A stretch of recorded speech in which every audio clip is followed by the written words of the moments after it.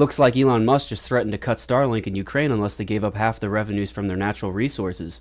Elon, of course, denies this claim, but since it wasn't the first time he's done this to Ukraine, I think we have reason not to trust his denial.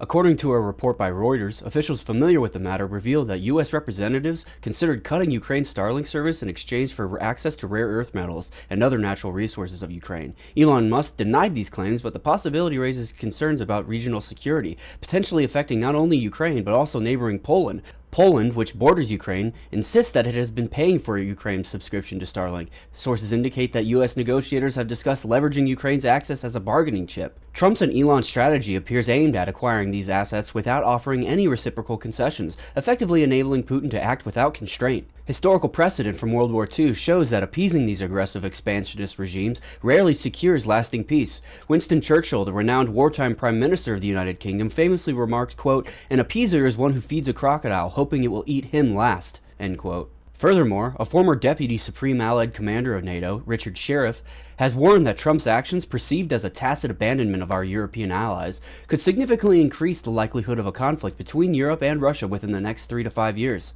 So do you subscribe to the theory that we will be at war with Russia within what period of time? I think the events of the last week have made the likelihood of war with Russia within the next 3 to 5 years much, much more likely.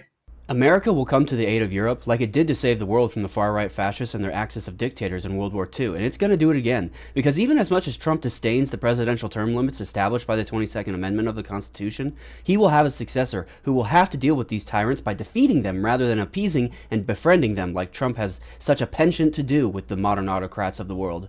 Elon Musk and Donald Trump mirror the positions of the predecessor of Winston Churchill, Prime Minister Neville Chamberlain, whose appeasement of Hitler's expansionist regime caused millions of deaths in World War II and paved the way for Churchill's rise. Like Chamberlain, Elon's and Trump's appeasement of Putin, an expansionist leader whose policies have resulted in the deaths of thousands of Ukrainian civilians, including women and children, and in the abduction and enforced indoctrination of Ukrainian youth, put them on the wrong side of history.